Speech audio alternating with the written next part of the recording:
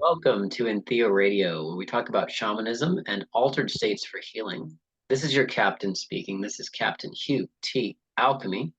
Excited here with CJ Spotswood. Welcome to the show, CJ. Thank you. Thank you for having me, Hugh. Yeah. So today we're talking with CJ Spotswood, who might have to explain some of his alphabet soup here. MSN, AP, Master's in nursing, okay, Masters in Nursing. I don't know all these. APRN. advanced practice registered nurse, Awesome. PMHNP-BC. psychiatric mental health nurse practitioner, board certified. So I Wow. am a psychiatric nurse practitioner with a practice. Okay. All right. Yep. And so we call you AKA Entheo Nurse. You are a board certified psychiatric mental health nurse practitioner, holistic nurse, and your practice is in Central Maine. You Mhm. are third generation male nurse and you have over 20 years of psychiatric nursing experience. CJ is the author of the Microdosing Guidebook, which I have with me, a step-by-step manual to improve your physical, it's physical, right? Or is it psychical? Psychical. Physical. Physical and mental health through psychedelic medicine. And Ulysses Press published that. Thank you for the book, Ulysses Press. CJ has presented both nationally and internationally, including at various nursing conferences, teaching classes for psychedelics today, and co-authored Psychedelic Support, a 9-hour accredited education program. CJ is just completing the California Institute of Integral Studies, CIIS, Psychedelic-Assisted Therapies and Research Certification Program in their business cohort or their Boston cohort. They are in Boston too? Yeah, it's a second year. I think they've done a cohort in Boston. Wow, that's cool. Yeah. I went Yeah, up it's pretty cool. I went up there to San Francisco. They were in San Francisco for a while. Yep. Yep. Nice. They do a online partial. My course is partially online and partially in person. And I think we did 4 weekends, one of which was actually almost a week long for the MAPS portion for the MDMA All right. treatment. Yeah, in person. It was amazing. Amazing program. I want to get to the book because the book is really cool. I've Yeah. been playing with it for a couple weeks now, and I really got to the back part of it where we talk about the guide or following the guides and doing some of the Mhm. workbook stuff. But, however, before we get to the book, um, since you've got such an extensive background, tell us your story. Give us the background of like how you became a nurse, what inspired you to do Yeah. this kind of healing, and then adjunct therapy of psychedelics. Yeah. So I've been a nurse for over 20 years. I took a program in high school. I graduated my high school with my LPN, my licensed practical nurse. I didn't know what I was going to do with it at that point. Like I said, my dad and my grandfather were both nurses. So I was like, if I can spend half my day doing tech school and not in high school, and why not try it, see what I like it. I ended up going back and getting my associates in nursing after that. Then went back and got my bachelor's in psychology with a minor in community health. Took some time off travel nursing, doing things like that. And then I decided I need to go back and I need to go do my nursing. I need to go back and get like the bachelor's in nursing because that's kind of the next thing. Because I want to go become a provider. I want to be able to prescribe medications and do therapies and do treatment and have go with it. In my undergrad, I was a holistic school of nursing. It was one of 15 in the country. I didn't really know it when I signed up for it.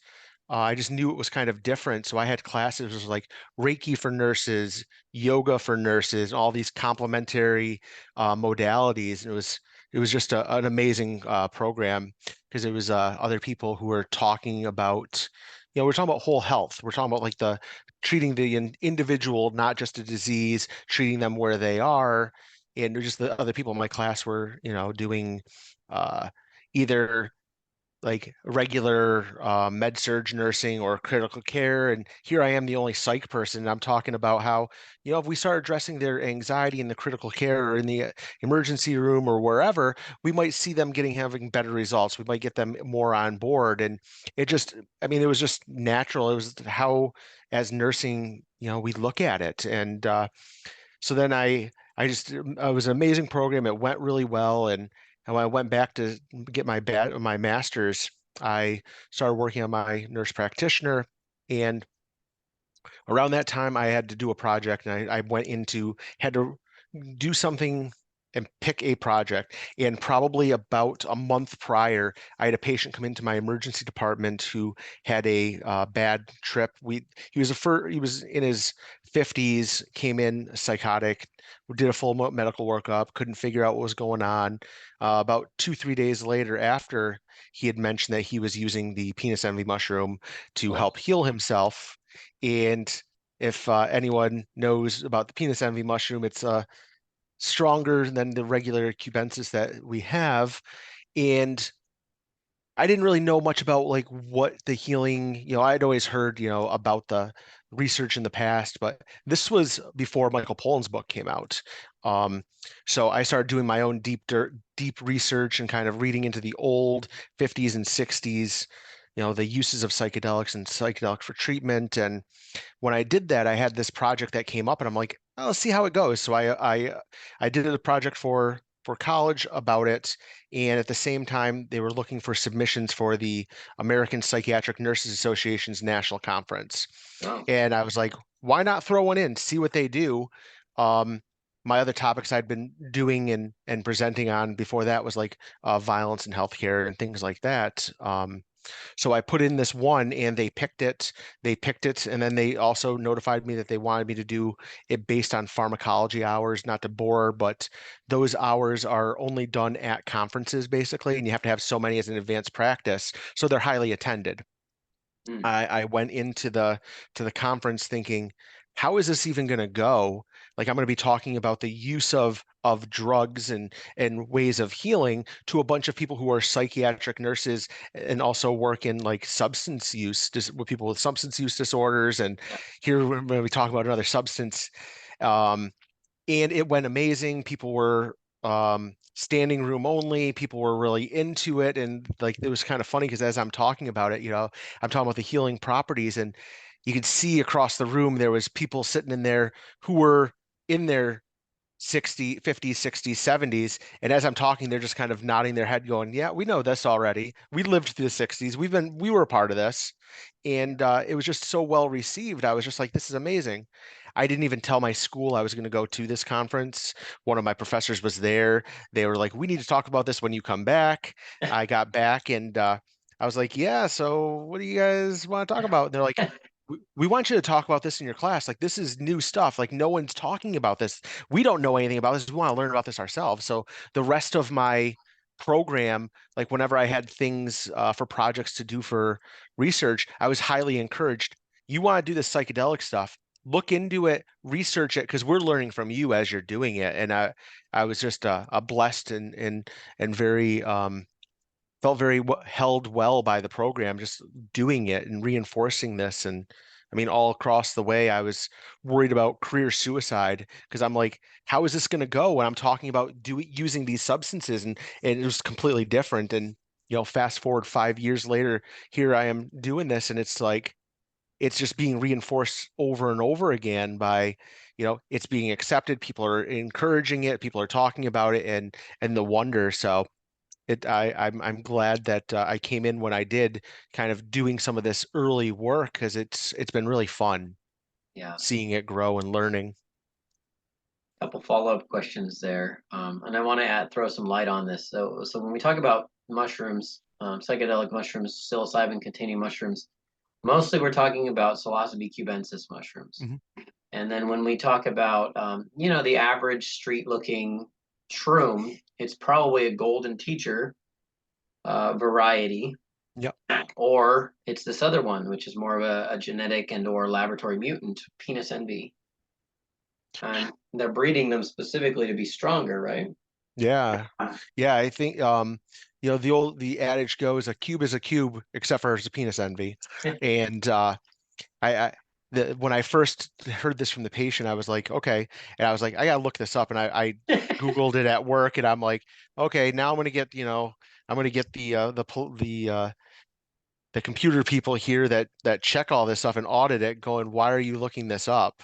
Yeah, Um, so it was interesting right from the get-go. I'm going second questioning myself, but yeah, the cubes, a cube's a cube, and then the penis envy, and that's where, I think it comes into the knowing what they are and having people aware of what are you using and what's the difference, because yeah, going from one to the other can be a completely different journey if you're using and going to the museum, and next thing you know, it's a different day that you weren't expecting. yeah. You're having trouble working your phone and everything. Uh-huh. So tell me, how did you solve that gentleman's problems? It was you saying his problem was like a semi-psychotic episode. Yeah. Yeah. I mean, when we went in and we looked at it, when as a trying to figure this out, it's like, okay, he's in his 50s, he's psychotic, talking, and he couldn't give us any history, but we end up getting a hold of his family and next of kin, and his brother was like, yeah, he doesn't use substances, and nothing came up in his drug test or anything. So then we started looking at, you know, having a first psychotic break in someone's 50s is not normal. Like, did he hit his head? Let's do a head CT. Nope, it wasn't that. Let's do a bigger panel of is there like something going on with heavy metals, or does he have like a delirium from his liver not working? Nope, it's not. So we started like really, you know, trying to figure out what caused this, and giving him medications that he was willing to take for antipsychotics because he was clearly psychotic. Um, and then when he came out of it, that's when he was like, "Yeah, this is really what happened," and he was completely lucid at that point. It was like, okay, so this makes sense. This wasn't on my radar. I wasn't expecting this, and had we known that earlier, it would have maybe been a little different on medication choices or how to handle this, other than someone who's coming in who is clearly psychotic and can't even tell you what's going on. Yeah, wow. So this is fun. For our listeners, we can kind of go through the terminologies of psychedelics. We're using psychedelics now to kind of be in the more agnostic, sort of atheistic and scientific sense of the drug. Mhm. But psychomimetic was a kitchen term for a while and a science term, right? So it Yeah. mimics psychoses. These so-called modern psychedelics mimic psychoses. Hmm. So Yeah, the early go ahead. Yeah, Oh, tell them. I was gonna say like the early that's part of like when I'm doing these talks, I'm talking to the nurses and people, just letting them know, yes, this seems completely out of the ordinary that we're talking about using these substances, but back when LSD was first synthesized and it was marketed as the name of Delcid, it was handed out freely by Sandows to giving it to people to use in to mimic these effects, either to get the individual to be able to bring up some stuff that they want to work with, or they were also using it, the interesting enough, giving it to like psychiatrists to use with their students and residents to then understand what is going on in the mind of someone who is having a psychotic break. So it was like here, as part of their schooling and education, was using this substance to mimic what's going on and have that empathy. Wow. So there's this far spectrum. I kind of see these as opposite spectrums. We got psychedelic in the middle, which tries to find a balanced terminology, and then there's entheogen way over here, where we're working with entities and spirit and Mm, faith and usually community, whereas psychomimetic might be more of an institutional term. yeah. Yep. And then you have the psycholytic, where it's kind of the low dose of psychedelic, where it's kind of someone's not having a full psychedelic journey, but it kind of loosens them up a little bit, Nice. um, to be able to bring up some stuff and kind of, I mean, it's a horrible analogy, but kind of like if someone had a drink or two, that's going to kind of let them not get so upset, not get so anxious, and bring up to have that free talk with their therapist or Yeah. provider or sitter or whatever it might be. Social lubricant. Yeah. Yeah, What do you call exactly. it? So Psycholytic. psycholytic. I don't use Yeah. that term very much. Yep, it's Nice. a Groffian I believe, is who first. It's still, and it's sometimes done even now, more of the European approaches of using psychedelics even now. Gosh, I got to get Stan on the show. Oh, Stan brought yeah. it up. Oh, that'd be a good one. Yes. I had Metzner on a couple times before he passed. He was a good. Mhm. I don't know what to call him. I want to call him a priest. Yeah, yeah. His I've had the honor and privilege of getting to know his wife, who is actually at CIIS. She kind of like Oh, founded yeah. the program, and got to go out and have dinner with her and talk to her like in a group and just kind of like get to know. And it's just amazing, her whole story, and Ralph's story, just unbelievable. If she's still alive, she survived him, yeah? Yes. Yep. Uh, Got to get her on the show too. He was such a great guest, a good friend of friends. I can maybe introduce you. I can maybe Yeah. get yeah.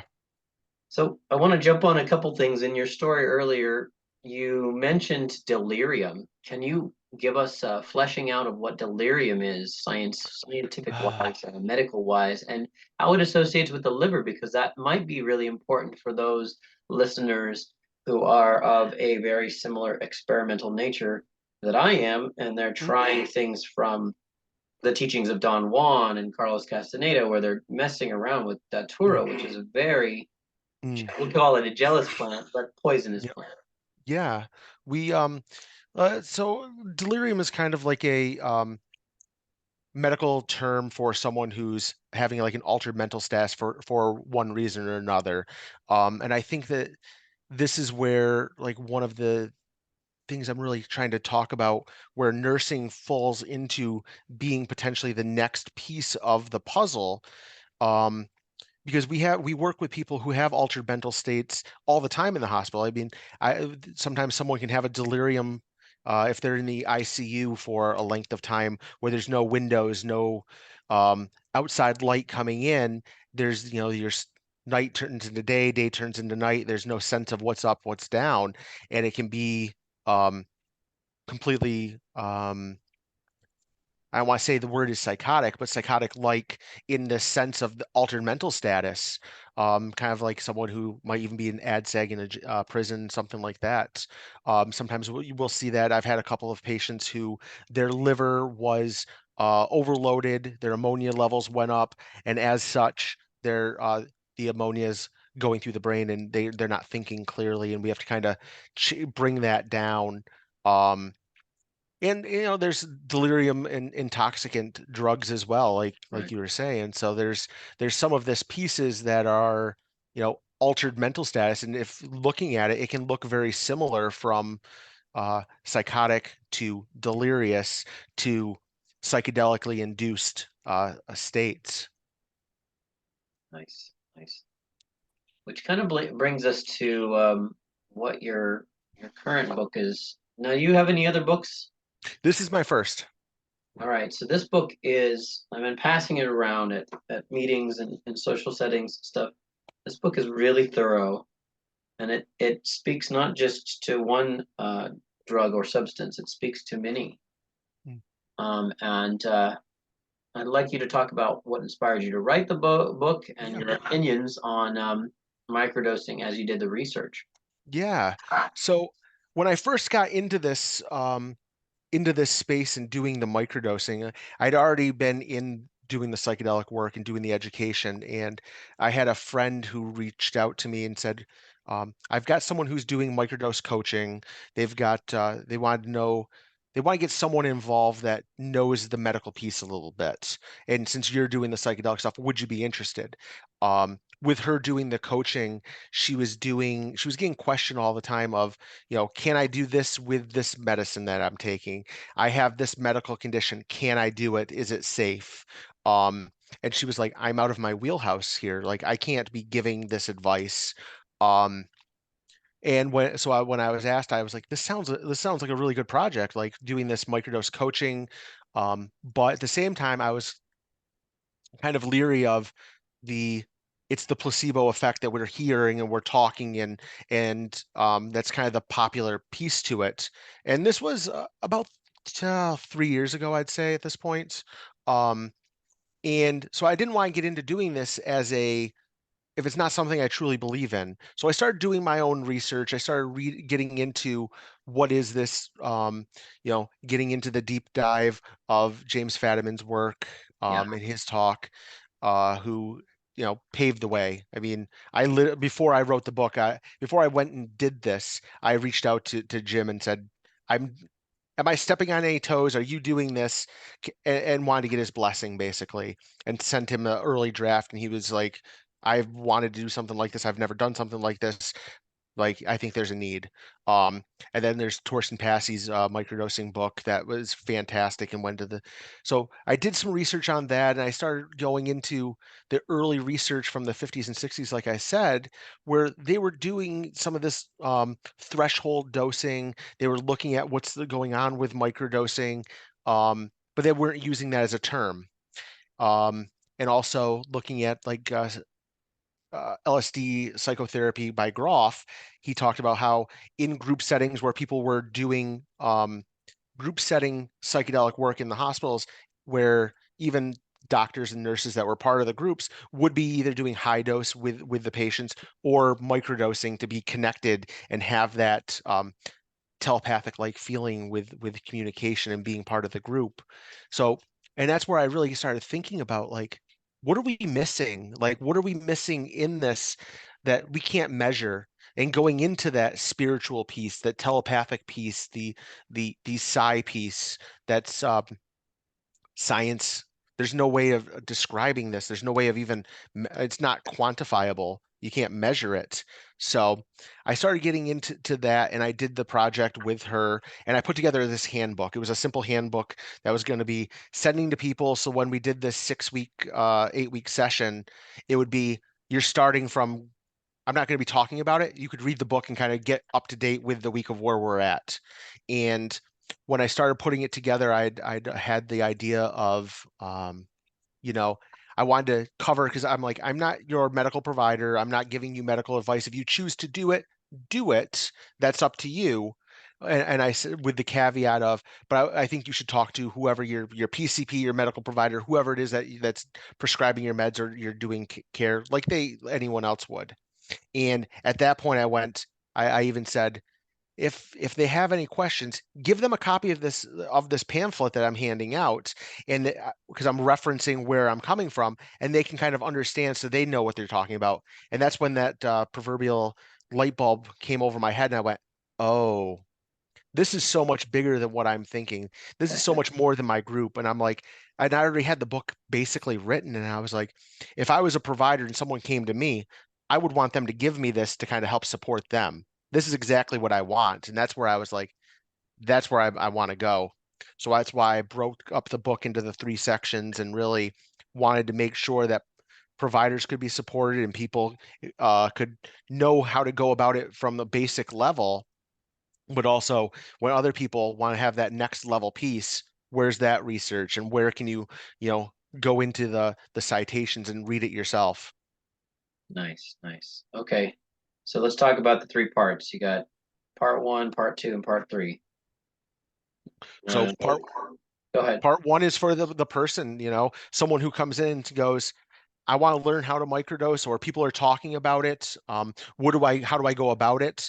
Um, None of this, like not a lot of the information in here is necessarily groundbreaking, but I did the research and kind of went through all of the external places and put it into one handy pamphlet, one handy thing where people can kind of learn how to go about it, how to dose, how to find what's an optimal dose, how to go about finding how to deal with side effects that they might be having, and how to kind of find how to build a relationship with the medicine, how to build that, piece of here's what I think I need today, and to kind of help me with however I'm doing. Here's how I can kind of have that connection better with others and learn how to do it from the basic, I've heard about this in the XYZ magazine that people are doing it. How do I do it? Someone could pick this up as a novice and be, within a few hours of going through it, learning how to do it. So that's Yeah. kind of the idea of part one, and really simplified for the average person. Before you jump into part two, this thing you did, teaching classes for psychedelics today. Yep. What is that? The 9-hour accredited education program, psychedelic support program. Does that sound So kind of similar to what went into the book, yeah? yeah, I did a project.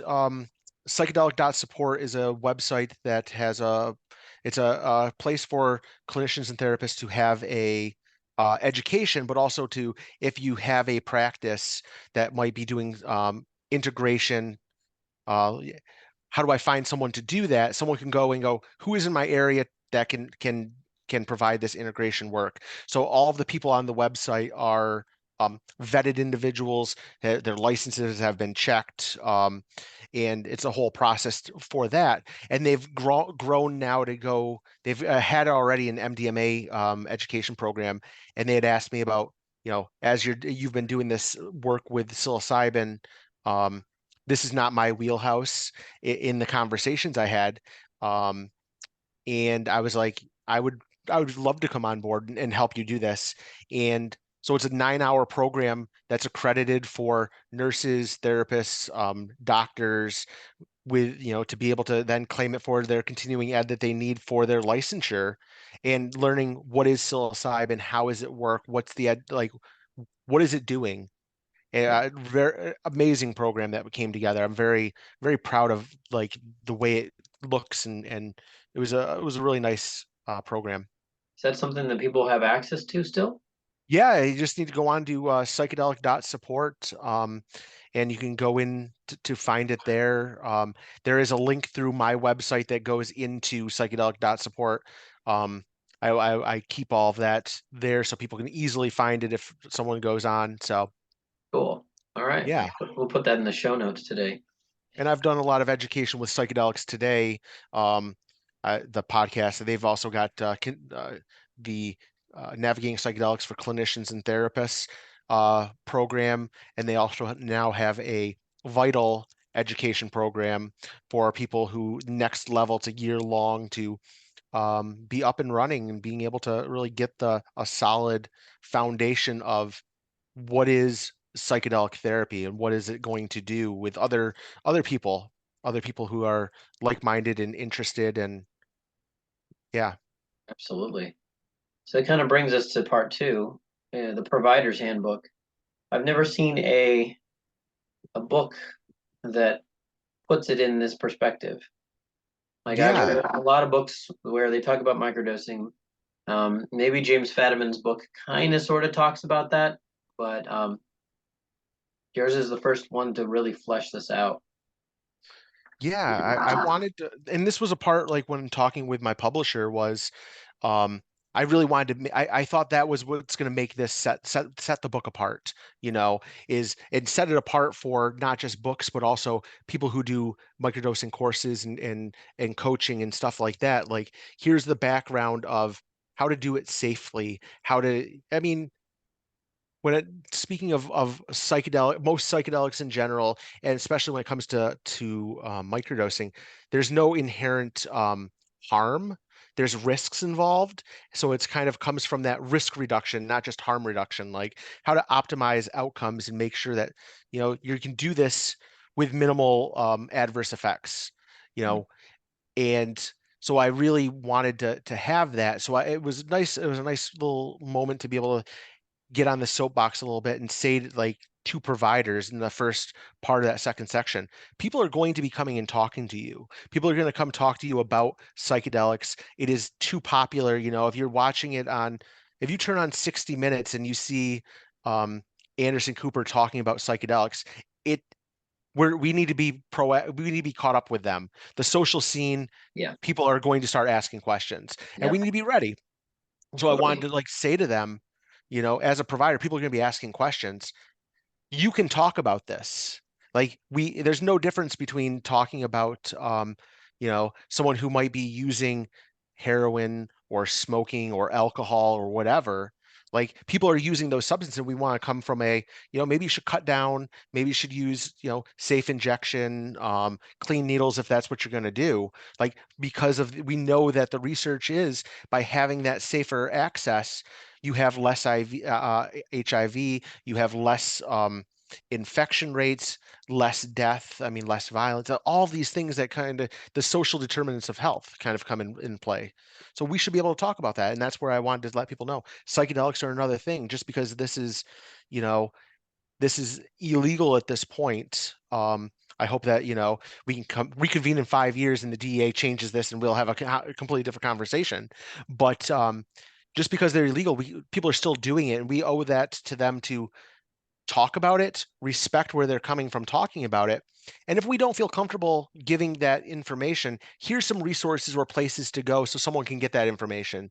If you go and say, oh yeah, those are the things that are going to hurt you and kill you, kind of going back to this is your brain on drugs from the 80s, the frying pan and the egg. You know, someone's going to go walk out of there and go, well, they don't know what they're talking about. I don't trust them. And then go do what they want to or go seek whatever. And you lose all of your working relationship and your rapport with your provider and the patient. That there's a huge schism there. Yeah. So I want people to know that that's where it is. And then here's the information of drug on drug. Here's where I'm pulling this information from. And here's the other piece of like medical reasons and research and even like if people have like the chronic migraines, the suicide migraines, like there's research Cluster on headaches. this, the cluster headaches, there's research on it. And here's the dosing that people do, like literally that they have found effect. Here's where it's coming from. Here's Sewall's citations, and now and kind of like we're ahead of the curve here. Like this, let's just see where we're at. It's one of the only books that I see fleshing out the whole cluster headaches. And you go through with this book a lot of different mini conversations on each of the substances, their interactions, some of the more common symptoms. You've got a section on mental health and norepinephrine, dopamine, serotonin. It's really, really thorough. Love Thank it. you. Thank you. And then you even have like sections where you're talking about vitamins and CBD and then like stacking. So for those of us who are listeners and who aren't going to go buy the book, which I highly recommend, and this is probably going to be my number one book that I recommend to coaches and or anyone who's microdosing, who's new to it, who wants a book.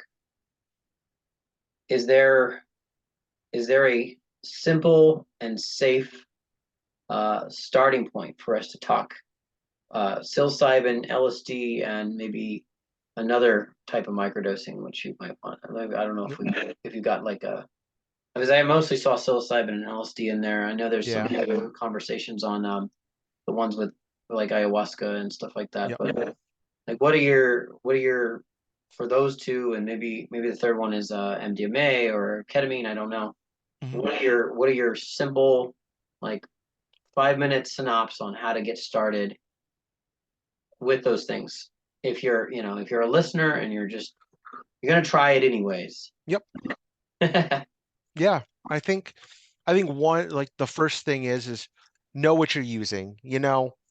Test what you're doing. Like blanket. I mean, that's even if you're not microdosing. Like know what you're getting, know what you're using. You know, if we've learned anything, people are dying for senseless reasons when they don't know what they're using. Yeah. So the next piece of that is if you're doing it, start low, go slow, see what you're doing, see what you're getting for an effect. When you look at Fadiman came up with his protocol, it wasn't based on like this is the best way of doing it. It was like this is the best way we can look at doing some research on this to kind of know, which is where I think it's important for people to if you're going to do this, like you're doing your own research, finding what you're working for you.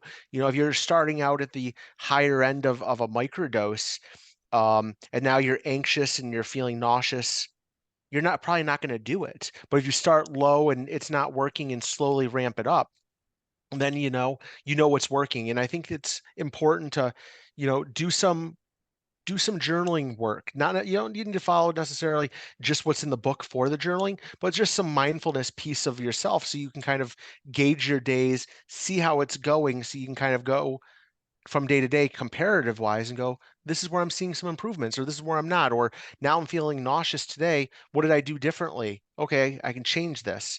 And I recommend my patients to do this all the time. If I'm starting them on antidepressant, like, if you don't look at it and all of a sudden you come back a month later and you're like, well, I think I'm feeling better. Like, what's the changes that are going there? Because Yeah. the substances don't, especially when you're coming to the psychedelic medicines here, they they do part of it, but we have to do our work and Yes. being an active participant in our health. And that's where I think with microdosing, you're finding your dosing and stuff. It's not just coming into your provider's office like me and I'm going, let's start this medicine at X number of milligrams and then we'll increase it. No, you've got the power to see what works for you and what doesn't. Yeah. Like I have patients that come in and say, this dose didn't work on, and I'm talking like standard medicines that I'm prescribing. They're like, this didn't really feel right, so I didn't go with the dose. I hope that's okay. And I'm like, yeah, listen to your body. If that dose wasn't right at that too high of a dose, you need to go back. I'd rather you do that and then tell me than put yourself through agony or quit it completely and then we have to start over. Like Yeah. be an active participant and advocate and look at it. So really, I think it's important to start low, go slow, journal so you can kind of measure it. And if you change your supply, you change where you're getting it from, you know, you might need to start low and go slow again to refine your dose Yeah. because if we know anything with like LSD, like a blotter of LSD is never 100 mics. It should be ideally that's what we think it is, but it could be anywhere from 75 to 125 to 150. So a small piece of that can be drastically different every time. And if Yeah. you had a supply going back to the penis envy, if you had a supply of cubensis that someone gave you all the time, and then all of a sudden they give you um, penis envy and you didn't know it, and you go do a microdose of that, you're going to have a drastically different day if you're going to work on that or you're going to go do something else that you didn't realize.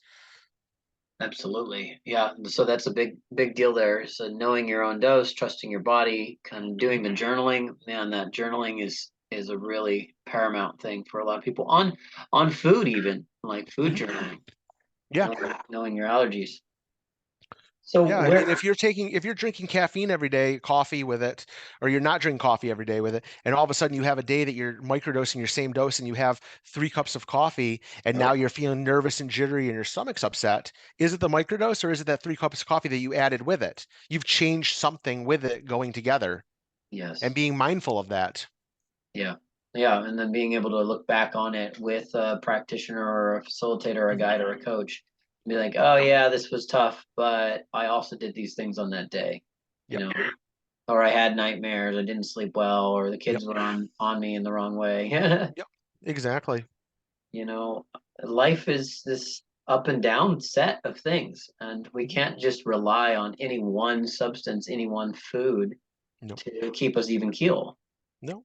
It's part of the process is accountability. Absolutely. So, Yep. you got LSD in here.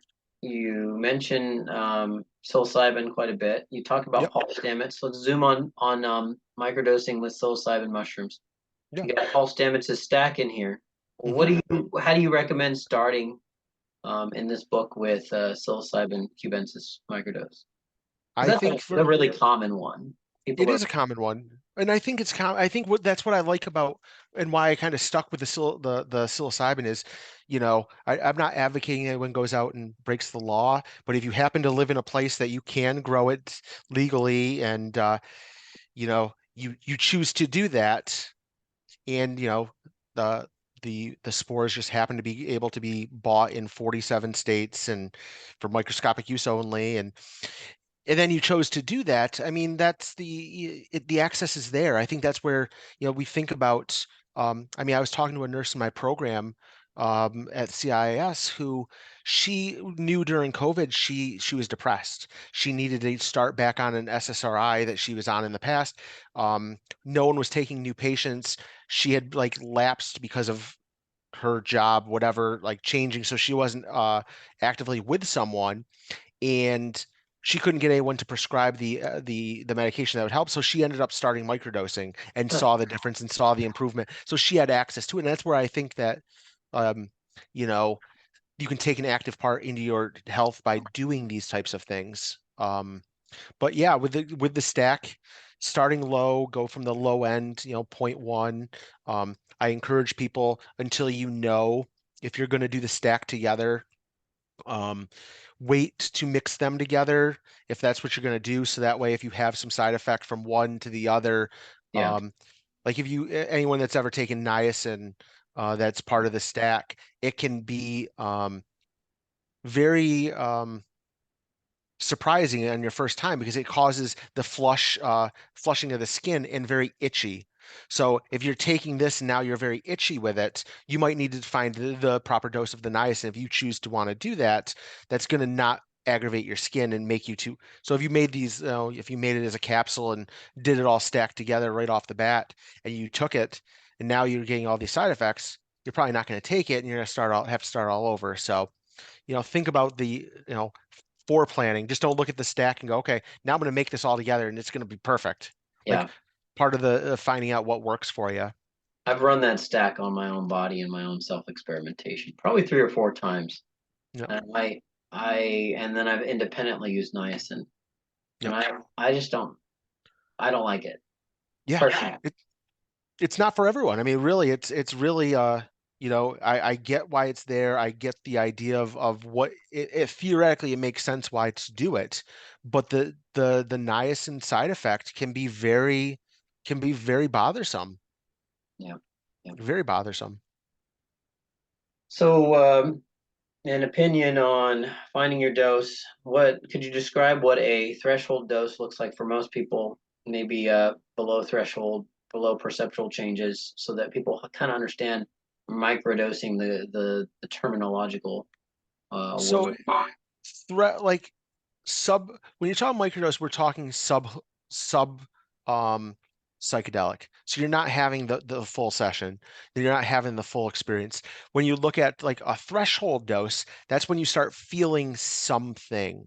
And that's where even now talking with James Fadiman, he's mentioned, we're looking at maybe around the threshold because maybe you're not going completely below not feeling anything, but you feel something maybe, Maybe. not neither, maybe not neither good nor bad, but you might notice in reflection the birds are sounding nicer, the trees look a little bit brighter, the day looks a little less dreary. You might feel a little more apt to be up and moving and doing stuff, and it just doesn't feel like such a weight on your shoulders of life maybe.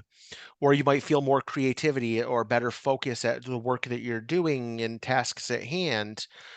And finding where that is both tolerable and good for you, you Yeah. know, and slowly going up. And if it gets to the point where, you can't sit still and you're too activated for it, maybe that's too much for that day. Maybe Yeah. that might be a better dose for you going on a hike on a Saturday versus a work day where you're sitting at home trying to crunch numbers and do computer work or whatever. Like it's too activating for you. It's like having too much coffee. Or whatever. Like it's not hitting that sweet spot where you can get the optimal amount of work done and things are feeling really good. Absolutely. A good explanation there. People always wonder what to start with, how to know it's a Mhm. microdose, how to find their dose, and again we've already discussed how milligram weight um, Yep. isn't necessarily a constant, and No. different batches are different batches. I mean, if someone was to grow mushrooms, it changes from flush to flush. Yeah, When one grow into the next grow, it's going to be a different, slightly different amount of compound of this of uh, psilocybin in there, and from one grow to one grow, one flush to one flush, and then even when you get into the specific like mushroom itself, the cap and the stem are slightly different as well. So yeah, that's where if you were to take them and run them through a coffee grinder and make it into a powder and stuff like that, you're going to get mixed up. So it should be pretty universal once you mix it like that. yeah. CJ, we're gonna take a quick break, Yeah. pause our recording, and then we'll jump back on. And we're back.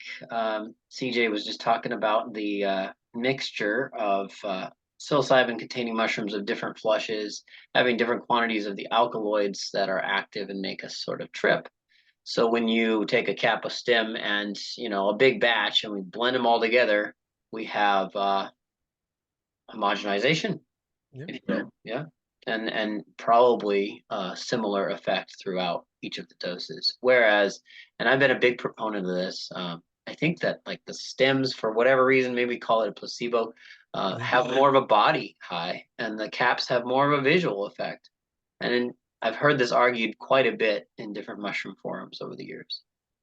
I think it's going to be interesting as we see more research being done with it. Like, what are the other constituents inside this? Part of the, from one mushroom to another.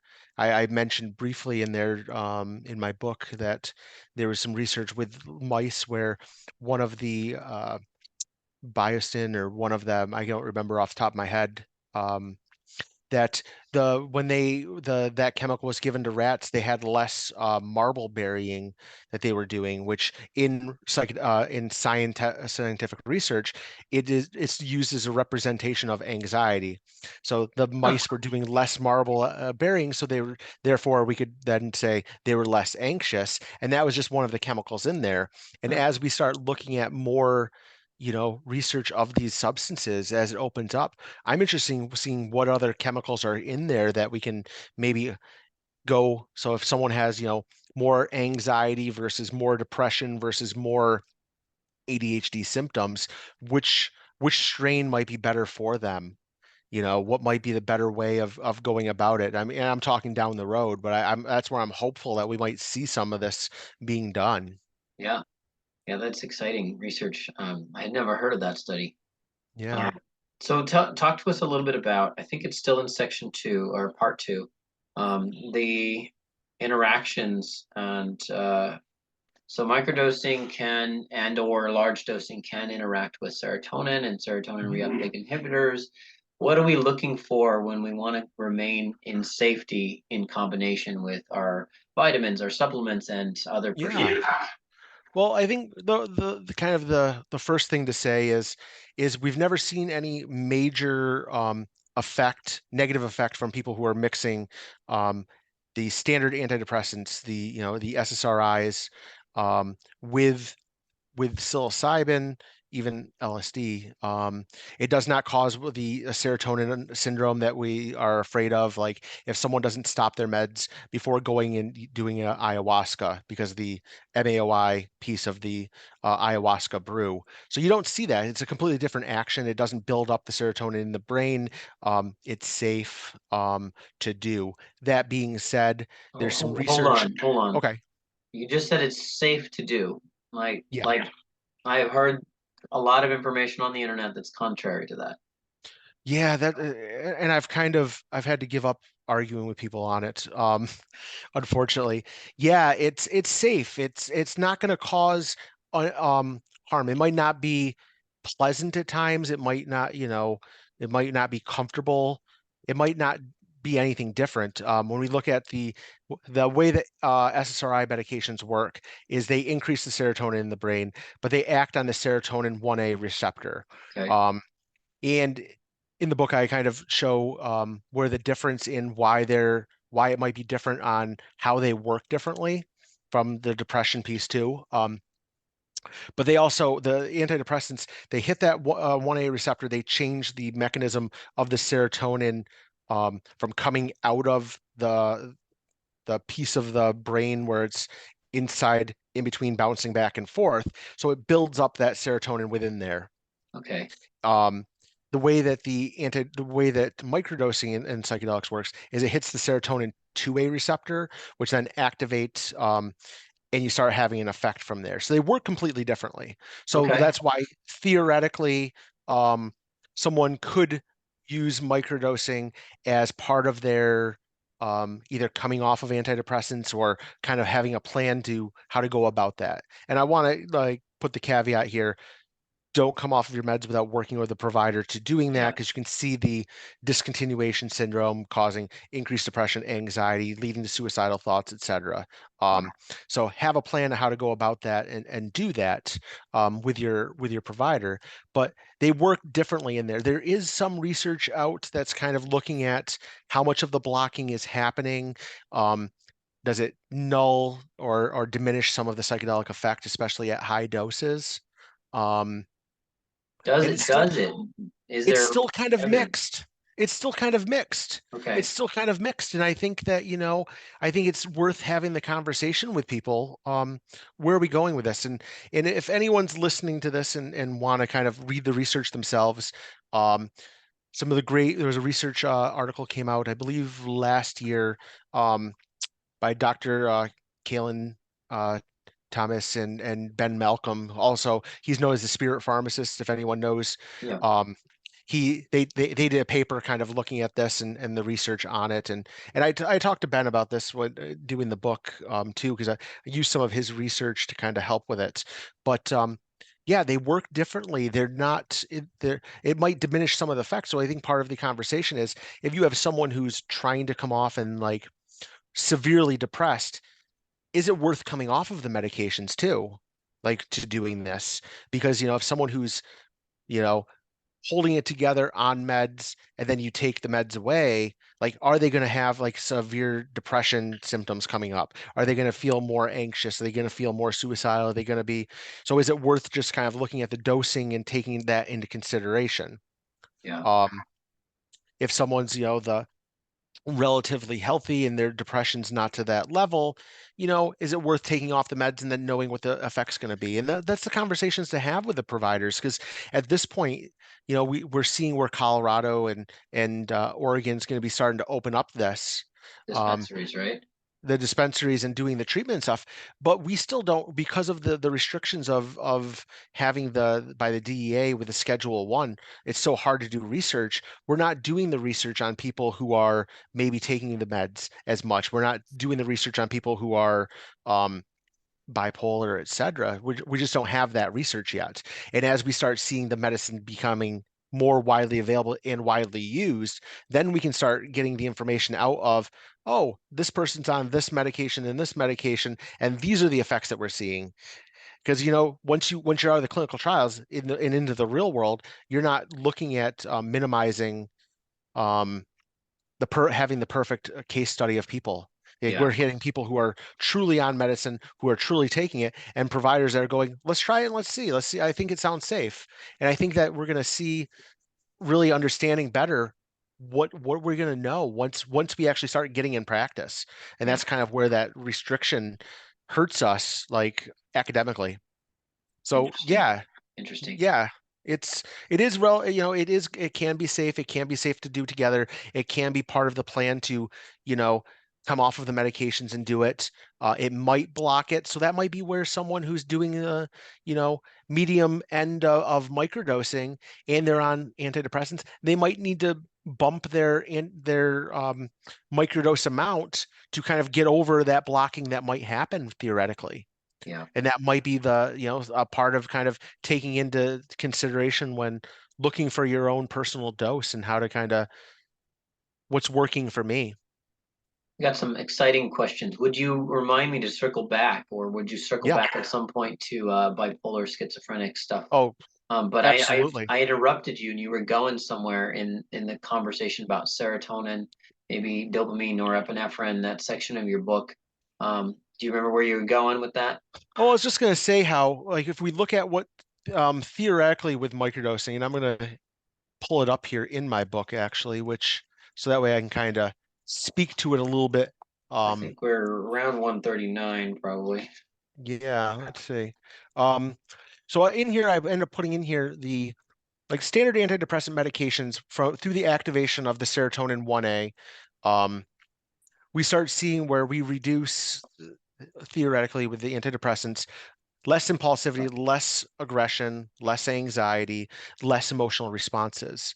Um, and if you think of the study that came out last year of escitalopram versus psilocybin, that was New England Journal of Medicine.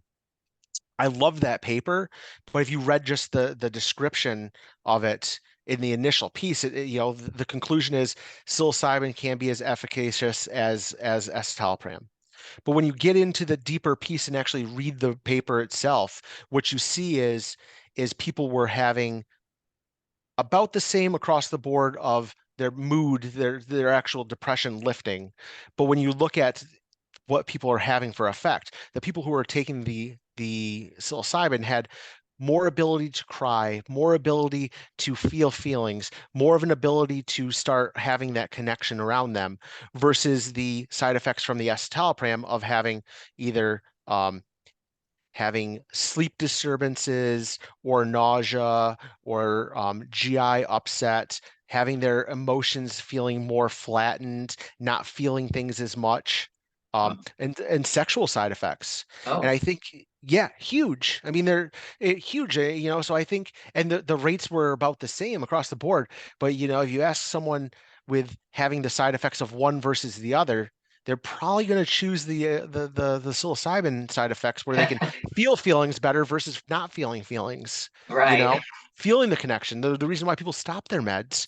And the other part was there was a same amount of side effects between the two with the GI and all that comparative on paper. But when you see with the side effects with the dosing of it, the biggest side effect, this is, and I want to be clear, this is macro dosing. This is large dose psilocybin that they were doing Okay. in the study. What was the And but frequency? Do you they remember the did frequency? two sessions, I believe it was, Okay. over a month, and then they Okay. did a crossover. Um, but when you saw the numbers of people who did the psilocybin, their biggest complaint of their side effects that they had was a transient headache that night. And if anyone's ever used psychedelics, psilocybin, you might have a headache that night. Later on, you take some Tylenol, you kind of it's gone the next day, as opposed to these other side effects with the daily use of antidepressant medications. It's completely different, but on paper, the numbers are the same. So I really encourage people to read that paper because it really, I think it was the popular press really did it a disservice by minimizing what the actual results that people were having. Like no one quit the psilocybin group because Huh. of the side effects. Like people wanted to continue with it. And Tell So tell me where I can find that paper. What's the it name should of it be again? it's escitalopram versus psilocybin. I think it's open access, and I believe it was released by the New England Journal of Medicine. Robert Carhart Harris was the lead author on it. Can you spell that chemi word? Something The acetylpram? ESCITALOPRAM. Or see if I can get that for the show notes here. Acetyl. I got it. Yeah, Okay. Great. yeah, I'll take a look at that. It's on PubMed. yeah. It's open access. Amazing, amazing paper. Um, But to go back to the differences here with the antidepressants have enhancements in patience and stress tolerance, and then resulting in better depressive symptoms and well-being. So, like the way I describe this to my patients is, by increasing the serotonin when we come to doing the antidepressant medications, it kind of pushes down depression, pushes down anxiety, pushes down all those feelings, so we become better able to tolerate the stresses around us. We can better, things don't aggravate us maybe as much. We might feel better because of that. We're adjusting to our environment. Yeah. Whereas when you're looking at the microdosing, you know, by activating that two-way, we see reductions in rigid thinking, decreases in pessimistic thoughts, which Hmm. then have enhancements in plastic thinking, learning and creativity, Yeah. environmental sensitivity, coping skills. So we end up getting rid of those personal barriers around us, so we can actually interact with the environment around us in a better way versus just being non-reactive. Yeah. Like you become more active in your treatment, and I think that's the important piece, you know, of doing the work and kind of being a part of it and getting us out of those rigid thinking, like we talk of the default mode network and how we think and get stuck in our own stink think and rigid ways of going. Yeah.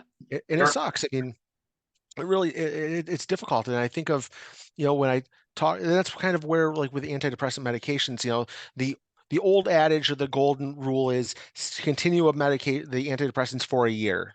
Why a year? because, and it's kind of like, why are we looking at this like number arbitrarily? But when you think about, why we're taking it for if someone's on antidepressant medications, it's because they're depressed and the emotions around them and what's different. So if we stop the medicine and nothing changes in their life, they haven't dealt with the stressors in their life that aggravate them to begin with, the depression's going to come back because they haven't changed the rest of the pieces in their life around them that's bothersome. And that's where, I think the psychedelics at whatever high dose, low dose, in between, we see that our piece in the puzzle and the world around us and become active participants in our life and changing those for the better. Absolutely. For those who are following along, who have the book, you're basically in chapter 14, right? Yes. Yeah. Start this conversation about SSRIs and microdosing in that Yeah. chapter. Yeah. And I talk a little bit about it also back in chapter 10 about the differences of the pathways and where antidepressants and changing. And that's kind of where, like I said, I did my own research into the book before I even started. Like that was the interest was right there of what are we gonna, I want to hold microdosing to a level of medicine. I want to do apples to apples here. I want to have that, that whole, if we're going to be doing a medicine, let's hold it at that level of with the expectation of what can we do and Yeah. where do we fall into that and making those changes. So other pieces of I think that's important when it comes to the drug and drug interaction questions there. Um, I think it's important to know what your medicine that you're taking for whatever your regular medicine, if you have something prescribed. Like sometimes when it comes to medicine, someone might they come into me now and they'll say, I'm on this sleeping pill and this med for my mood. And when you look at it, yes, it's a sleeping pill, but it's really a antidepressant medication such as trazodone, which is commonly used off-label for sleep disturbances. Mm. That medication specifically, it also works on the serotonin 2A receptor. So that medicine could theoretically block the effect of microdosing. So I tell Okay. people that, maybe if you're taking that regularly, don't take it the night before you microdose. And maybe you might need to find something different or going about it. So that way it's out of your system and not blocking that receptor. So that way the microdosing can work. And that was trazodone. Trazodone, yep. Okay. And there's other medications like sometimes I'll prescribe a medication, aripiprazole, which is considered an antipsychotic medication. The common name people might know it as is Abilify, and it's used as an adjunct medication for depression at low doses. And it can be very helpful for people. That medication as well, it is considered an antipsychotic. It does block some of that serotonin 2A receptor as well. So it's like knowing if you know that you're taking something like that, you might not know it as what it is until you know. And that's where my book really, I wanted to make sure people really know that and what are you taking, not just like it's a sleeping pill Yeah. or it's some really that's where the interactions can be. And I guess for the show notes and for people that are wanting to know more of this outside of microdosing, I highly recommend I said Ben Malcolm before, the Spirit Pharmacist. His website has the a downloadable chart with drug on drug interactions, and he keeps that updated for people too. He does some amazing stuff for people to um, looking at what are they taking for medicine, things like that. About every talk I have, people will ask me a question like, "Have you ever heard of Ben?" And this is what he's. Yeah, absolutely. He's an amazing guy. Okay. So Yeah. I'll put that in the show notes, Spirit Pharmacist. Neato. So, your book is, again, it's very thorough. I haven't seen any book this thorough. And I want to eventually get to that third part where we talk about the yeah, journaling, but we got to circle back. you want Circle to talk back about the to, bipolar piece? yeah, Yeah, that to me, that abnormal paranormal psychology stuff is really yeah, interesting. yeah. I think I really feel when it comes to psychedelics and specifically when it comes to microdosing, I think this is an area I really hope that we can kind of really get to understand and get to learn more about here in the near future. Um, bipolar depression is notoriously difficult to treat. Um, Most of the treatments for depression in general are the antidepressant medications. Most of them act on that serotonin 1A receptor. Increasing that can then end up leading to some people inducing mania, which then can completely, you know, you miss the mark of lifting the depression, and now they're up in a manic state, and it's to a point where it's very, very, it can be very difficult to treat, but also can be very difficult for them to manage and family to help and things like that. That being said, I think that this is an area where I'm the most hopeful for having treatment because there isn't a lot of options. Someone who's bipolar depressed, a lot of clinicians will be very careful about what they can prescribe, but the depression can be so deeply low, especially when they know when the mood lifts and if they hit that like manic or hypomanic state, it feels good. So they don't want to be in the depressed because they know that the other side is kind of there. Um, and I'm hoping that we can start understanding better with that as we start opening up more research and getting outside of like the healthy normal and allowing more research for individuals with bipolar to be test participants. And we're seeing it slowly. We're seeing it now. Um, Anyone that's interested, I highly recommend. There's an episode with Dr. Benjamin Mudge that he did with Psychedelics Today, who he's a researcher with bipolar himself, and he talks about the double-ended issues here of people are without treatment are literally ending their lives and dying, and we're stuck without getting, moving the pendulum to get the access to it. And he's doing some real great work collecting ayahuasca and trying to figure out the different brews and the different constituents and what might be the best thing for Mm, individuals, especially with bipolar, and what pieces of the brew might be more detrimental and how do we leave that out and maybe tailor that for people. And I'm hopeful that we're going to get to that point.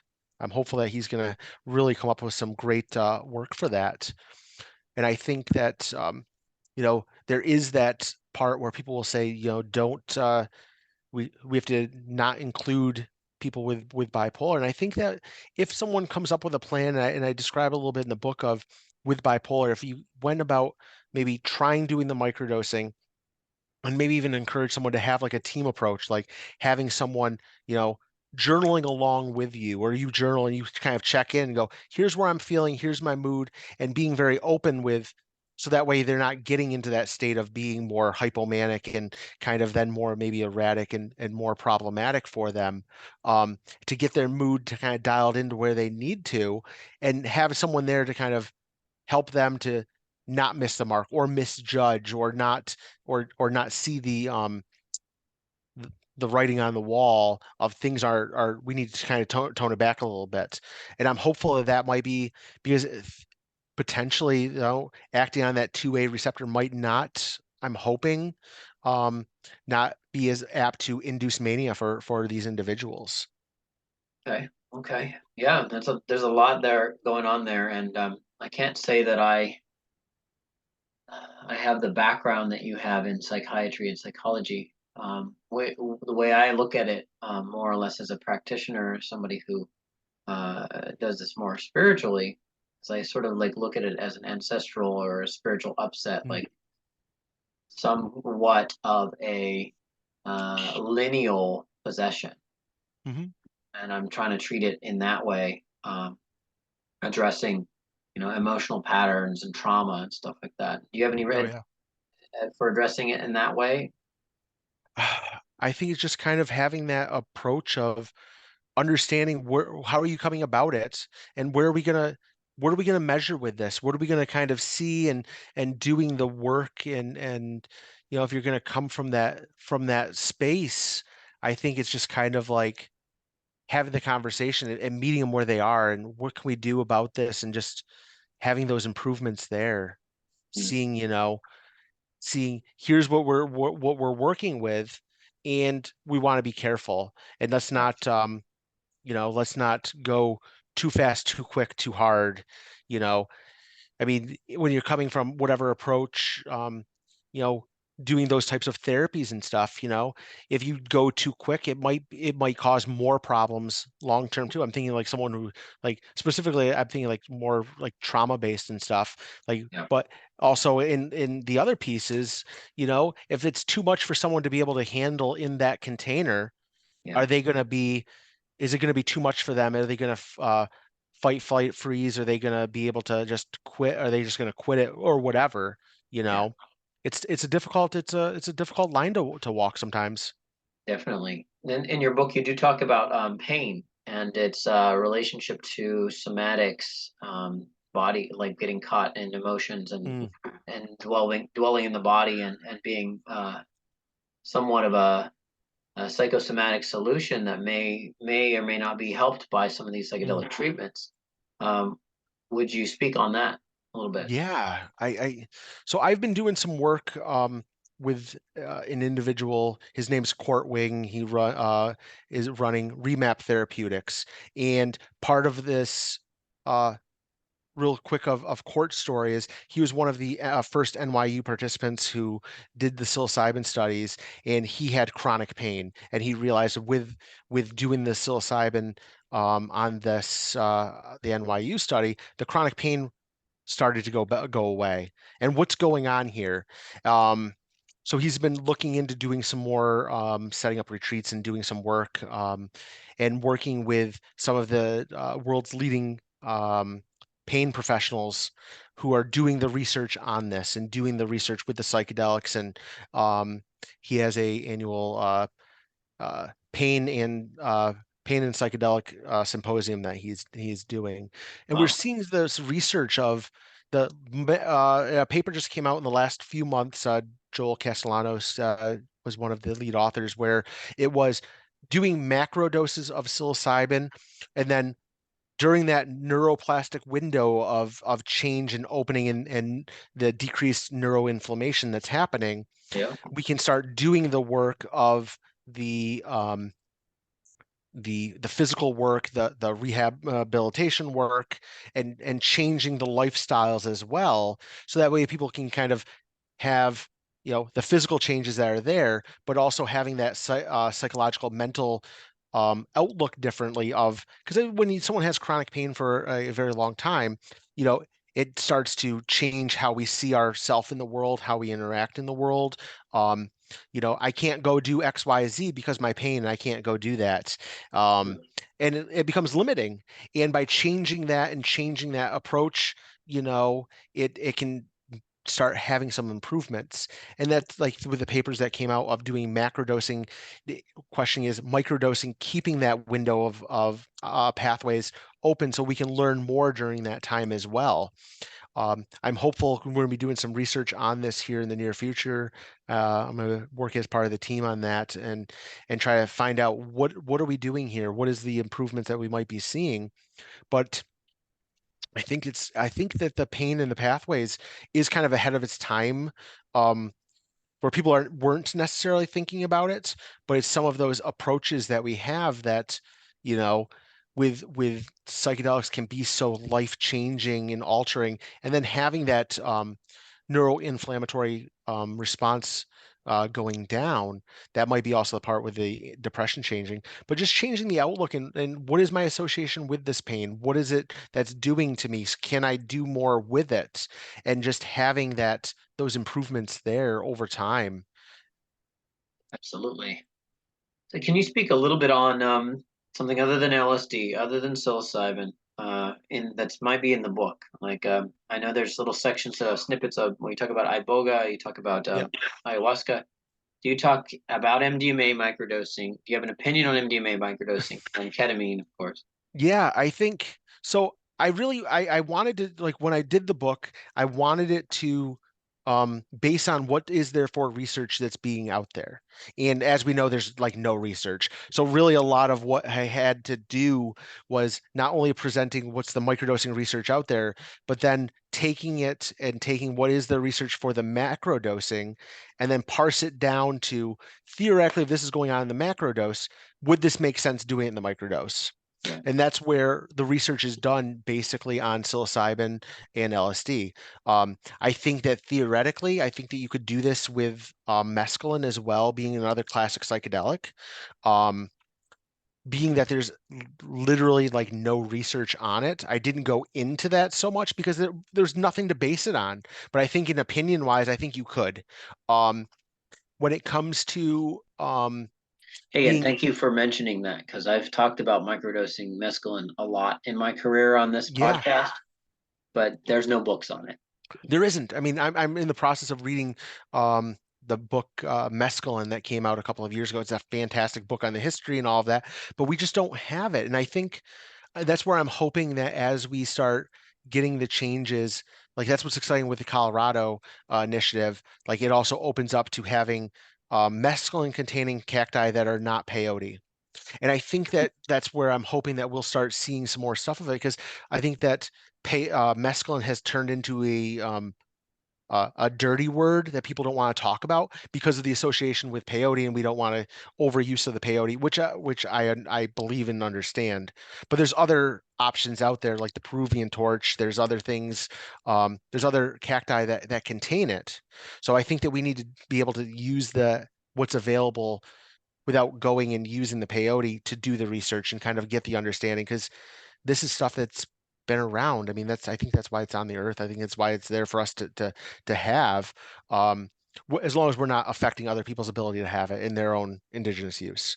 Um, but we start looking at, using these other and getting the research, it will be hugely helpful. And I think that getting us to change our thoughts, and that's kind of where I'm hoping we see it because I've seen some education programs where people have not talked about it and people are wanting because it is in their indigenous use. Like, so I think we're doing a disservice by not talking about it too. Yeah. So I think when it comes to MDMA, I actually had a brief conversation with Rick Doblin recently, and basically it was like, I think that this could be done, and and Rick agrees with it.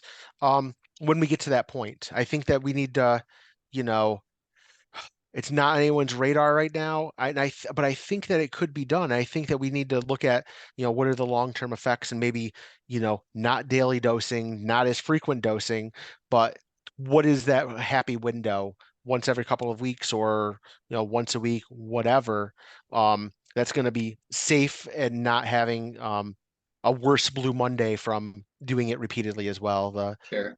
So when it comes to ayahuasca, I think that, if we look at some of the indigenous use paper with McKenna came out years ago, where there's a group that were using, they're using it in Brazil, and they're using macrodoses, but they're using macrodoses every week for 20 or 30 years without having a negative effect.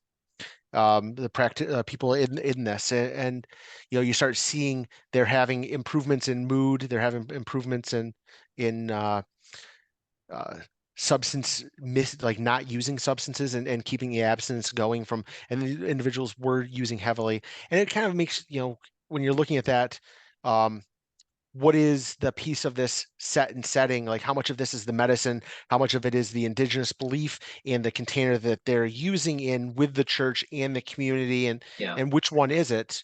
But at the end of the day, if we did some real research of the chemical changes that are going on, we might see that, and understanding it. And that's where the research isn't happening. And that's where I'm hoping that we can. So I think that theoretically, if we can see if there's some improvements, if people are having these improvements of macrodosing every week, I think that you could then, you know, go down from that going, okay, if we did less than that, can someone have an effect? We do less than that every so often, can we have an effect? And what does that look like? Once a week, once every 2 weeks, twice a week, whatever. And maybe even with like Mudge's work in that, where can that kind of look at the different constituents that are in there? I think that we might need to see the pharmawaska approach at that point, so we can Yeah. actually know what is exactly there in the different pieces. But I think that that might be hugely beneficial on the grand scheme of things for the healing process. And the challenge when looking at the ayahuasca piece of it is if it's going to be orally activated, looking at the MAOI piece of it, and what is that going to mean with someone's diet of not being able to eat things and medications wise and stuff like that. But yeah, I'm hopeful that there's going to be so many more approaches to doing macro doses, micro doses, so that way it's usable for people who can't go maybe go or do a retreat every so often. What can they do it while still keeping their everyday life and making those changes and being an active participant in their health? Absolutely. You know, ketamine's in a lot of other books, and the awareness of a lot of Yep. people as a therapy. I don't really consider it a true psychedelic, but some Mm. people do. And then it's hard. I'm hard pressed to call it an entheogen. Uh, Mhm. but what do you think about using it in microdoses? Well, I think that I like how you said that as an entheogen. I really because I never really thought of it that way, but I mean that's what the use is. I mean that's no matter if there's someone doing macro, I guess macro, high dose, low dose, the psycholytic version of it, whatever, like they're doing the process work. Yeah, Um, unless they're doing the pump and dump approach where someone just goes in, gets an infusion, not doing any of the work, and they think that the drug's doing all of the work. And I don't, I have my own feelings of that being a uh, dirty way of going about it. because it kind of fits in the same category as iboga, because Yeah, iboga is like you really don't take it to trip, you take it to do the yeah, work. exactly, exactly. Yeah, I think that, I mean, I'd like to see what the low dose, um, subtherapeutic, subtherapeutic, I guess, um, low threshold dose, below threshold dose, so someone could do ketamine. I mean, when we see what people are doing right now with ketamine, esketamine, they have to have this protocol every week for 6, 8 weeks to kind of do the work to kind of do it. If we did that at a lower dose and then doing active work with it, are we going to see some improvements with it? I dare say yes, but then, hard research pieces, how much of that is the work that they're doing versus the medicine itself? And, I don't know, but I would be excited to seeing that as being done. CJ, $10,000 question. It doesn't have to be dollars. Let's $10,000, 10,000 Bitcoin question. Here it is. What about salvia? And where Oh, does salvia fit into the whole grand scheme of psychedelics and microdosing, macrodosing? Like we've sort of pushed this one under the rug, but it's a pretty important naturally occurring substance. it is. It is. You know, I really, it's a tough one because it's lesser known that people like people that use it have had some great work with it. um it's a tough one. I think that if someone can go in and approach it in a manner of I want to do the healing with it and kind of go in and kind of find out what it how to go about doing it, I think it'd be immensely useful for people. It's just it could be one heck of a ride getting there. I mean, Yeah, the same thing with vape DMT. I mean, that's the yeah, same, what is that gonna like when we're looking at that? I mean, how much of where's that threshold to get the improvement? And the nice thing about with salvia is in most places it's available, which makes yeah, the access there for people to be able to do it. So I yeah. think if someone took a mindful approach to doing it and approaching it in that sense, it could be hugely helpful. Beautiful. Yeah, I've in the past tried to make a salvia vape just as a daytime dose, and Yep. I feel like it does something. I'm not sure. I didn't get enough Yeah. experimentation or enough feedback from other people. I've definitely started practice of chewing the leaves, which is much Mm. different, and Yep. really not something that you can just pop a pill and be like, I'm gonna do my day. You chew Yeah. the leaves, and it's a ritual, pretty much. Yep. Yep. Yeah, I think that when we start looking at this and the scalability and what's available, and it's me as a healthcare provider, what I've been doing for is doing education on some of these things, and I've pushed the envelope a little bit to trying and talking about kratom. I've done some talks at stuff talking about ibogaine and ayahuasca and stuff like that. But I think the other one that, that's a odd setting of where it is kind of looking at what can we see with nitrous, you know? Huh. I it's I think that, and I've been talking about it a little bit. There's some research about how there's only a couple of studies that have been done. But theoretically it works in the GABA system. It works like ketamine does. Huh. It's legal. I mean, for non-medical use, it's legal. It's not either doing the canisters, if someone was to do the whipped cream things. But if someone had nitrous tanks, I mean, you go to a festival, you don't see anyone doing nitrous. That's sad. I mean, that's the natural piece of it. Otherwise, they wouldn't be doing it. But here's this substance that's legal. It's not illegal on the classification. Looking at it works similar to ketamine. It works similar to ketamine in a sense that the actions that it's doing. Um, and then you add into the mix that it's so short acting. And here in the States, we don't use it that much except for dental procedures, basically. But if you go into Canada, you go into England, they use it. The EMTs will use it on their rigs out in the field for someone who has pain and put on a mask to them, and they're breathing it every time they're breathing in, they're getting a partial amount of uh, the nitrous that's there that they're inhaling on their way in, and it dissociates a little bit enough that they're not feeling the pain. Um, what does that look like? What does Yeah. that look like scalability wise for, here we have something that a dental office I mean, not to put down the dental world, but it's not exactly the medical model. You're going in and they're doing their own thing. But they don't have a special setup for it. They aren't doing IV lines for it.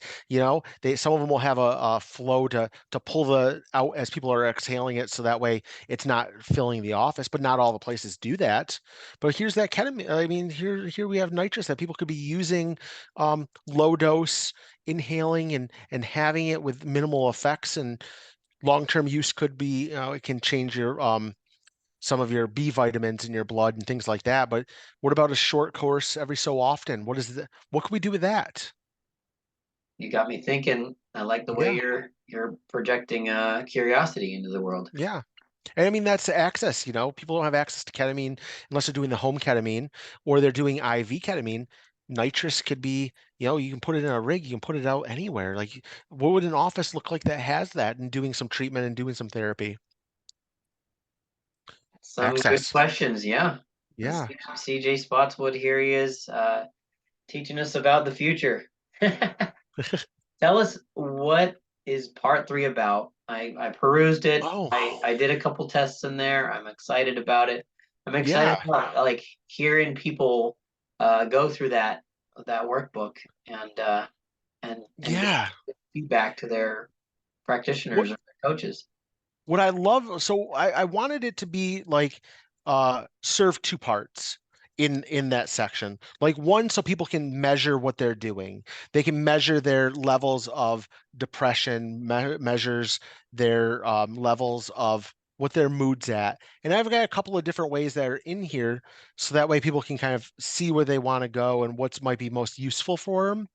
Um, but these are kind of the ways that I'm using to measure in my treatment, in with my psychiatric patients I see regularly, doing some of these mood questionnaires and kind of like graphing their levels so that way they can see a measurable change.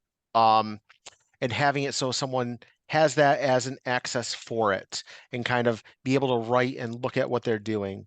Um, One of the other things I found that was really fun in here, my partner in the microdosing course that I did, Tara Lee Weathers, did a micro mixtape where it was looking at adding some songs to kind of do as that you associate with this thing and that thing, and then you can upload onto Spotify and track where you're going just to see where your mood's at and kind of help out just to kind of have that other piece to it, Yeah, which yeah. was a lot of fun.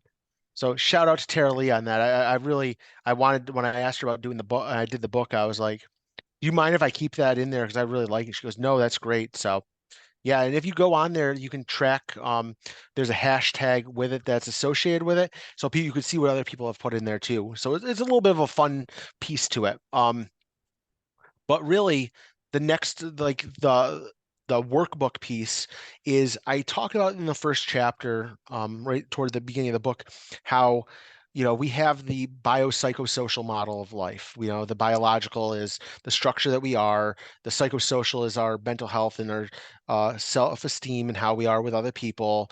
The social piece is our connection with ourselves and with other people, and then the spiritual piece of um, do you have a religious connection? Is your soul, the sacredness, that, some people will add in, some people don't necessarily always do. But when you think of healthcare in general, we have this approach of, you know, treating the whole person, which includes everything that's they're connecting around, not just their cardiac piece, like I talked at the beginning here.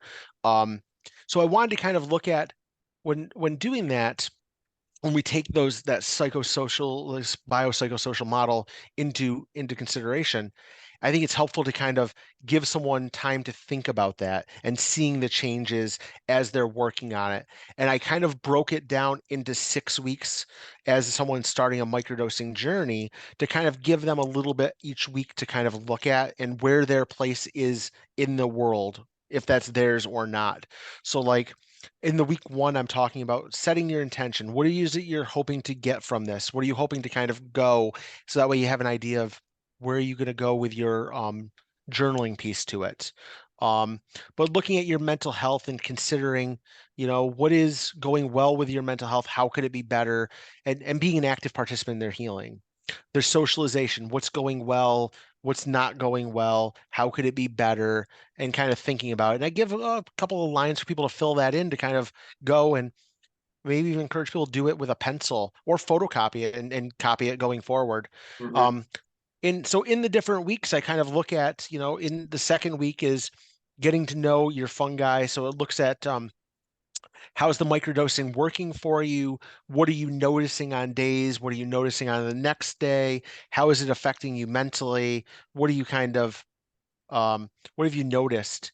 And then you have the growth with it. And then so then it goes into like week 3 of the spreading your mycelium network of self. What Uh-huh. is your connection with the world around you? And I talk about like the forest bathing and your connection to nature and how does that kind of work into when you're outside walking around, what do you taste? What do you feel? What are your sensations? So that way you can kind of see, you know, see your connection and your place in the world. And sometimes people don't know how to mindfully think about things. So this kind of helps you to kind of learn how to be mindful of your observations and just slowing down around you and seeing where things are. Um, and then so then I go into like how does it how mushroom do you have to grow? So looking at the going into the piece of situations around you. So who can you talk to? Who may benefit from you talking to? Who can you reconnect with? How can they benefit from talking, like from you talking to them? There's that piece of like that connection with other people that is so important that especially if someone, I mean, everyone has, but especially if you're depressed, like you don't see how you are in the rest of the world or how you connect to other people, and you feel so isolated and lonely. So by having these prompts, you might kind of go, I've got no one, but no, I have to come up with 3 people. Okay, who do I have to talk to? And you realize that those connections are there, which then can have the improvement. Um, so then, like week 5, I go into not tripping, just straight up living. In that, we're talking about like how to incorporate the changes. What are some of the changes that you've noticed that you've made? What is a goal that you have in 1 month? What do you have a goal for 6 months? What do you have a goal for the end of the year? To kind of set where do I want to move forward with this, and how can I kind of have this improvement? And then like in week 6, integration of what's next. What has been the biggest win from doing this? What is something that you've done that you feel that you want to continue? Like if someone has, at 6 weeks of doing this and someone's going back and every week, I'm encouraging them to go out and walk in nature. Now 6 weeks that they've done it, a habit is starting to form, they might continue to start walking just because it's become part of their nature and what they do in their daily routine. How is that going to benefit you? And how do you kind of go with that? So really, like some of this stuff I put in here for the the integration and doing the 6 weeks of work and stuff is could be hugely beneficial, even if someone's not microdosing. If someone's just looking at how do I mindfully change my life if I'm doing medications, or how do I, just having a 6 week boot camp of myself, how can I have these improvements? I really think a lot of this can be helpful for anyone, not just microdosing and just making changes, all of those things that, we set resolutions, at filming day 3 weeks ago. How many of those are continuing? And if you were Yeah, doing like some of the work in the book, we'd only be on week 3 of this. There's right. still some stuff going, and then setting that long-term lifestyle changes that might be beneficial moving forward. Yep, yep. Beautiful, beautiful, wonderful book. Um, Thank you. where can people pick that up? The easy answer is literally everywhere. I so I really I was blessed enough to have Simon and Schuster helping with the distribution. So I say everywhere, like if you go, I support your small bookstores. I highly recommend that. Chances are, if you order a book from a small bookstore, they'll go, well, I might as well order 2 more, so they might get some more in stock. Get them there. If you don't want to do that, you can order them online. All of the major bookstores are carrying it. Even Amazon has it, so it's available everywhere. But if I had my druthers, I'd rather have people going supporting small business and getting it out there and having them know about it and getting it. So, Yeah, I see it here on Simon and Schuster's website, and we yep, got Ulysses Press website. yep. Yep, very cool. I'm not sure entirely how the sub sections of publishers work. So is Ulysses Press and Simon and Schuster the same? So Ulysses Press is the publishing the publisher. Simon Schuster works as the distributor. I see, I see. So that way they have and Simon Schuster has a few different companies that they'll do distribution with. Hmm. Um, so yeah, that's the way, and that gives me the access because you get some of these publishing firms that just can't get it out, into the larger stratosphere of it. So that's where Simon Schuster's kind of stepped up to help get it out and get it into, you know, the mom and pops and the box stores and all of that. Yeah, I'm not going to say the A word, but it's available It there is, yep, and barnesandnoble.com. yep. And anywhere that if anyone does like it, I highly encourage and ask and plead or whatever, leave a review. Leave me a review of it, and good, bad, otherwise. It definitely helps to get the algorithms there for the exposure piece to it, so more people will know about it. Exciting. Yep, I'll definitely give you an interesting review, thorough review. Thank you. Thank you. And see if I can get a few of my inner circle to start reading this book and doing the Yeah. workbook section, because that workbook section is really helpful for. Sounds like people with depression would benefit the most, but Hmm. a lot of people. Yeah, I think that a lot of people in general, even if it's not clinical depression, just kind of like, where's my place in the world? Mm, I'm also thinking people like, at that starting over phase or starting phase, fresh out of college, where's my place in the world now? Or, recently retired and now what do I do with my life and how am I, restarting my connection with life in general? yeah, Um, someone that lost someone and, now what? right. And then maybe going through divorce, major life Yep, change, hugely. being a single Yep. parent, all of that. Oh, absolutely. It's hugely there's all those times that you're kind of like, who am I and what am I doing? Like, what is going on around me? That whole sense of self is just lost. I've had so many patients who either retire or just graduate or have, recently divorced or whatever, starting over because they've lost so much of their identity. They've Yeah, lost who they are. You know, Here I was working for 40 years and, I got my gold watch, but now what? I don't have that going to work every day. And what do Yeah. I do with my time? How do I go about it? And they realize, I'm more than this engineer or whatever job they may have done. Yeah. Yeah. Ladies and gentlemen, you're listening to CJ Spotswood. He is the Entheo nurse. And what's your website one more time? I'm gonna do our outro. We're all wrapped And up for the day. entheonurse.com. Hey, Real there it is. simple. Yep. All Entheonurse.com. and all social media is entheonurse as well. So on Instagram, Facebook, all of that. So So yep. this is Captain Hugh T Alkemi for Entheo Radio, signing out with the Entheo nurse. So if you're listening and you don't know how to spell that, it's Entheo and then nurse or radio.com. And you can find this podcast on Odyssey, and we also go on Patreon. You can get early access on Patreon by giving us a donation. $1 to about $10 a month will get you early and extra access to lovely things like this interview and more. You can find our Integrative Confluence, a meetup group for Arizona psychedelics and mostly entheogenic conversations, on meetup.com/ICAZ psychedelics. And please tune in to us on YouTube, my least favorite of the places that we release this. You can find us on youtube.com/Entheo Radio. And thank you so much for being on the show, CJ. Thank you. And we'll wish you a happy year of the rabbit, because we're coming in on the new moon for the new year. Yeah. Mhm.